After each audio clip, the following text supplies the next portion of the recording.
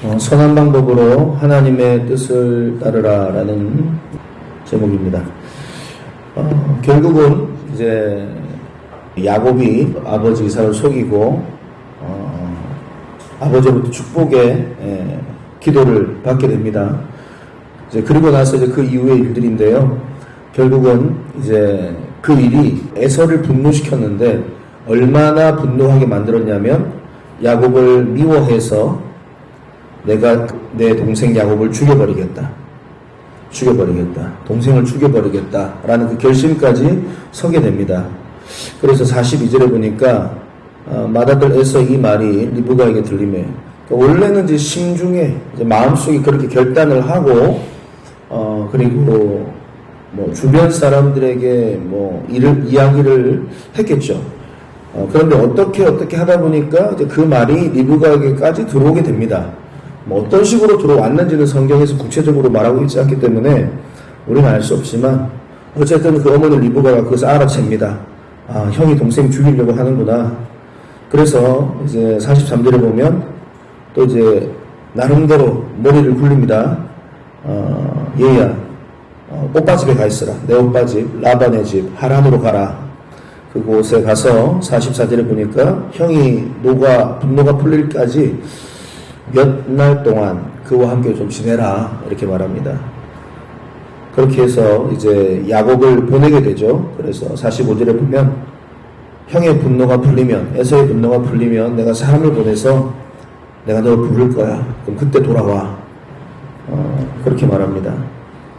그리고 46절에 보면 이제 자기 남편 이삭에게는 첫째 아들 에서가 햇사람 이방 족속 여자들과 결혼한 것을 핑계 삼아서 야곱은 그렇게 않아야 되지 않겠습니까? 라고 말하면서 남편에게는 그렇게 둘러대죠. 그래서 오늘 또 역시 마찬가지로 되게 지금 급박한 상황으로 상황이 지금 진행되고 있다는 것을 우리가 말씀을 통해서 발견하고 있는데요. 한 두 가지 정도만 오늘 살펴보고 말씀을 마무리하겠습니다. 첫 번째는 뭐냐면 이제 42절에 맏아들 에서의 이 말이 리브가에게 들리매 하면서 이제 어떻게 리브가가 그 첫째 아들이 야곱을 죽이려고 한다는 그 이야기를 듣게 된 겁니다. 그리고 나서 이제 피신을 이렇게 시키게 되죠. 물론 지금 야곱이 잘못했습니다. 야곱이 분명히 악한 방법으로 아주 인간적인 방법으로 계산적인 방법으로 하나님의 뜻을 이루려고 했던 것은 분명히 있지만 궁극적으로는 하나님의 백성은 악인이 이렇게 지금 죽이려고 한 거예요. 사실은 에서가 야곱을 죽이려고 한 겁니다. 다시 말하면 언약의 계승자를 죽이려고 한 겁니다. 다시 말하면 지금 하나님의 일을 사단이 막으려고 한 거예요. 그런데 악인의 계획이 지금 실패하고 만다라는 사실을, 하나님의 백성을 죽이려고 했고 하나님의 뜻을 멈추려고 했지만 결국 악한 그 계획, 사단의 계획은 실패하고 만다는 것을 우리는 깨달아야 될 줄 믿습니다. 이게 무슨 말이냐면 항상 악인은, 사단은 하나님의 역사를 멈추게 하려고 했습니다. 예수 그리스도도 마찬가지죠. 예수 그리스도께서 모든 인류의 죄를 십자가에서 지고 우리에게 구원의 은혜를 주시려고 오셨잖아요. 그래서 귀한 사역을 하셨잖아요. 그 가운데 사단이 얼마나 역사적으로 방해를 많이 합니까? 하나님의 일이 어그러지도록, 하나님의 뜻이 계획이 무산되도록, 하나님의 백성을 죽이려고, 예수를 죽이려고 얼마나 많은 계획과 일들을 유혹을 합니까? 마태복음 4장에도 또 보면 예수님께서 공생이 시작하실 때에 사단이 벌써 나타나서 예수님께서 십자가 지지 못하도록 벌써부터 계획하고 난리가 나죠. 사실은 이제 그 전부터죠. 예수님께서 베들레헴에 태어날 때도 예수 그리스도를 사실은 잡아 죽이려고 헤롯 대왕이 또 그렇게 플랜도 짰었잖아요. 그러니까 끊임없이 사단은 하나님의 계획이 진행이 안 되도록, 하나님의 백성, 하나님의 뜻이 어그러지도록 계속했다 이 말이죠. 또 마태복음 16장에도 보면 베드로를 통해서 십자가를 지지 못하도록 또 막았잖아요. 또 다 유혹해가지고. 성경 전체가 보면은 바리새인, 제사장들, 유대인들 끊임없이 예수님께서 하나님의 사명을 감당하지 못하도록 방해하고 유혹하고 때로는 이런저런 방법으로. 하지만 궁극적으로는 결과론적으로는 예수님께서 십자가를 지시죠. 하나님의 뜻이 이루어지는 거예요. 교회도 마찬가지입니다. 사도행전에 보면은 이제 교회가 사단이 보니까 불안한 거예요. 이제 교회가 자꾸 확산되고 하니까 그리스도인들이 확산되니까 그래가지고 교회를 박살내려고 계속 로마의 황제들을 통해 가지고 교회 공격하죠. 그래서 교회가 다 거의 박살이 나버리죠. 전 세계로 도망을 가고 땅속으로 도망을 가고 다른 나라로 도망을 가고 교회가 흔적도 없이 사라진 것 같습니다. 하지만 그것이 오히려 더 온 유대와 사마리아와 땅끝까지 이르러 주의 복음이 편만하게 확산되는 기회가 돼버리죠. 그런 부분을 우리가 바라볼 필요가 있다 이 말이에요. 그러니까 이 사단은 끊임없이 주의 백성들을 무너뜨리고 교회를 무너뜨리고 우리를 무너뜨리려고 하는 그 세력, 악한 세력, 음모, 유혹. 그러나 여러분 걱정하지 마십시오. 우리 주님께서 예수께서 십자가에 승리하실 줄 믿습니다. 그렇기 때문에 결코 사단은 여러분들을 건드릴 수 없어요. 결코 사단은 하나님의 뜻을 막을 수 없어요. 결코 하나님은 교회를 통하여 여러분들을 통하여 주님의 뜻을 이루어 가시는 줄 믿습니다. 아무리 사단의 공격이 세고 막 박해가 세고 유혹이 강해도 우리 주님은 반드시 주님의 뜻을 이루시더라고요. 저는 믿습니다. 그게 우리 교회 모으는 이 시대에 예수를 믿는 그리스도인들입니다. 여러분들을 통해서 하나님께서는 반드시 오늘도 그 일을 이루어 가시는 줄 믿습니다. 염려하지 마십시오. 두려워하지 마십시오. 아유, 교회가 다 무너지고 있는 거 아니야?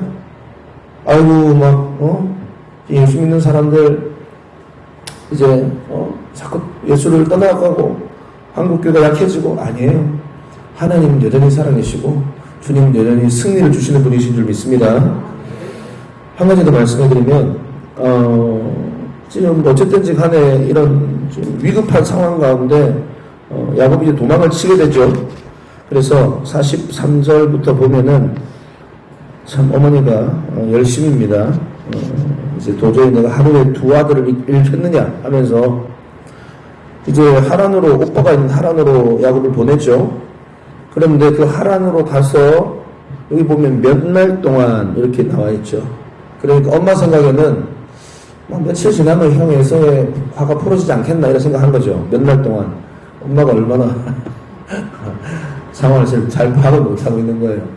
가서 얼마나 있었어요, 야곱이? 네? 20년 있었어요, 20년. 20년 동안 얼마나 생고생을 했는지, 거의 노예처럼 일하고, 사기당하고, 아주 그냥 자기보다도 7배나 더 사기꾼이 거기 있었어요. 누구예요? 라반. 그리고 나중에 라반 자식들한테도 막 사기를 당해요. 그러니까 지금, 엄마의 지금 이 생각이 얼마나 지금 착각이 심한지, 나그네 생활을 해버린 거예요. 20년 동안. 그리고 거기 가서 생 고생하고, 맨날 그냥 사기당하고, 여러분, 이게요, 죄의 결과입니다. 죄의 결과. 물론, 야곱은 하나님의 언약의 백성이고, 이를 통하여서 하나님의 놀라운 구원의 족보를 만들어 가셨지만, 잘못했다 이 말이에요. 선한 방법이 아니었다 이 말이에요. 악한 방법으로, 인간적인 방법으로 하나님의 뜻을 합리화해서 자기네들이 만들어내려고 했잖아요. 하나님 이거 싫어하셨다 이 말이에요. 아무리 네가 하나님의 뜻을 이룬다 할지라도 인간적인 방법, 네 생각? 아니야. 주님 그거 원하시지 않아요. 결국은 지금 20년 동안 이 형 사기치고 아빠 사기치고 모자가 계략을 짜가지고 지금 완전히 고생하는 겁니다. 여러분 기억하세요. 우리의 그 죄, 우리의 주님 앞에서 우리의 죄, 합리화하면서 어떻게든지 간에 주님 앞에 지었던 그 죄들에 대한 대가는 하나님께서 반드시 물으십니다. 공의의 하나님이에요. 여러분 바로 하나님을 알아야 돼요. 우리 하나님 우리 사랑하세요. 그리고 우리가 죄를 지었다고 해서 우리의 구원 취소되는 건 아닙니다. 하지만 그 죄에 대한 징계, 회초리, 대가 반드시 하나님께서 물어보십니다. 왜냐하면 하나님께서 우리를 사랑하시기 때문에. 그래 그냥 안 넘어갑니다. 아이고 하나님 우리가 하나님께 우리의 죄를 구하는 회개기도 하면 당연히 해야죠. 당연히 회개 기도를 하고 진실로 회개 기도를 하고 용서를 하나님 그러면 해주십니다. 하지만 매는 때리십니다. 이 신학에 대한 개념을 한국교회 성도들이 잘 몰라요. 용서받아야죠. 당연히 우리가 하나님께 잘못에 대해서 용서를 구해야 돼요. 다윗이 그랬잖아요. 다윗이 바세바를 보냈잖아요. 그리고 우리아를 자기 손 아니면 교살 시켜가지고 우리아를 죽였잖아요. 그리고 하나님 기만했잖아요. 계속 끝까지 하나님 모를 거야. 뭐 하나님 괜찮네. 이랬잖아요. 나중에 어떻게 다윗이 어마어마한 사람입니다. 하나님 마음이 합한 사람입니다. 그가 살아왔던 삶을 보면은 하나님 그냥 눈 감을 법합니다. 그런데 하나님 절대로 눈 안 감아요. 어떻게 해요? 바세바를 통해 태어나는 그 아들 죽여버립니다. 그 죄에 대한 대가가 이렇게 무서워요. 사실은 다윗이 기도 많이 했습니다. 울면서 하나님 앞에 잘못했다고 용서해달라고 내가 죄인이라고 내가 그 악한 주인이라고 양들의 주인이라고 그럼에도 불구하고 첫째 아들 데리고 가셨어요. 그래서 이거 기억하셔야 돼요. 이 대가가 무섭습니다. 우리가 하나님 앞에 그렇게 악한 죄의 모습을 저지른 여러분 이 죄에 대해서 우리 두려워할 줄 알아야 돼요. 그래서 그리스도의 구원파는 이런 개념이 없는 거지. 우리 뭐 한번 구원받았는데 뭘 죄를 저질러도 우리는 다 구원파는 그 개념이 없는 거예요. 지 맘대로 사는 거죠. 근데 아닙니다. 우리 구원이 바뀌는 건 아니지만 우리가 주님 앞에 너무 고생해요. 지금 20년 동안 보세요. 야곱이 생고생하잖아요. 완전히 그냥 인격이 무너질 정도로 고생을 합니다. 그리고 나중에 기록을 보면은 20년 동안 그 고생하고 돌아왔는데 엄마 리브가를 만났다는 이야기가 없어요. 그러니까 아마 그날이 끝이었던 것 같습니다. 어머니 리브가하고 이제 마지막 그냥 빠이빠이였던 것 같습니다. 형하고 관계 틀어져서 형도 못 만났죠. 20년 동안. 아버지는 당연히 말할 것도 없고 아버지는 인정도 못 보고 엉망진창이었습니다. 얼마나 힘든 세월을 보냈습니다. 대가가 있다. 그런데 기억하세요. 그 고난의 징계 시간도요, 하나님 백성에게는 유익인 줄 믿습니다. 이관점도 필요하다, 이 말이에요. 그렇다고 해서 우리가 은혜를 더하기 위해서 죄를 더하랴. 사도 바울의 그 고백처럼 말하면 안 되겠지만, 당연히. 합리화하면 안 될 말이에요, 죄를. 하지만, 우리가 정말로 주님 앞에 우리가 교만해서, 또 어리석어서, 또 이렇게 죄를 저지르면, 하나님 회초리를 때리는데, 그 시간이 그의 가시를 뽑아내는 시간이다. 그 시간을 잘 보내야 돼요, 사실은. 하나님께 징계를 주시면, 회초리 대시면, 고통스러워요. 아파요. 너무 힘들어요. 죽을 것 같아요. 하지만, 그 시간도 하나님께서는 훈련의 시간이에요. 연단의 시간. 전금처럼 그를 만들어가는. 그렇기 때문에, 너 중심의, 자기 중심의 신앙 야곱에서 하나님 중심의 야곱으로 만들어가시는 시간이더라고요. 그 시간도 철저하게 그를 무너뜨리시면서 주님을 의지하도록 인간적인 방법 좀 이렇게 더 이상 낮춰보지 않아요. 고통스러워요. 하지만 그 역시 우리가 그 고난의 시간을 잘 보낸다면 그것이 은혜인 줄 믿습니다. 정금처럼 나오는 시간인 줄 믿습니다. 물론 이런 징계 안 받으면 더 좋죠. 안 받으면 더 당연히 좋죠. 그런데 우리 인생을 살아가 보니 그게 잘 안 되는 것 같아요. 반드시 크고 작든지 간에 우리 하나님 앞에 연약하고 쓰러지고 부족하고 교만해요. 예. 그러면 그 부분에 대해서 하나님께서 반드시 대가를 물어보시더라는 겁니다. 여러분 그때 하나님 철저하게 회개하십시오. 주님 제가 잘못했습니다. 용서해 주십시오. 제가 너무나 인간적이었고 인간의 합리성을 따졌고 하나님을 기만했습니다. 용서해 주세요. 철저하게 얘기하고 주님이 회초리 때리시면 뭐 어떻게 해요? 맞아야지. 많이 아픕니다. 많이 고통스럽습니다. 하지만 울면서 주님 앞에 와서 엎드리면서 기도하면 로마서 8장 28절 하나님을 사랑하는 자 곧 그 뜻대로 부르심을 입은 자들에게는 모든 것이 합력해서 선을 이룬다. 그 연약함까지도 그를 빚어가시는 놀라운 도구로 하나님께서 쓰신다고. 저는 이 하나님을 너무나도 사랑하고 우리 연약함까지도 우리 허물까지도 주님께서는 우리를 통하여서 요즘 영광 받으시는 이 하나님을 여러분들 오늘 아침에도 사랑하시고 믿고 신뢰하시고 그렇게 믿음의 길을 잘 달려가시기를 주님의 이름으로 축복합니다.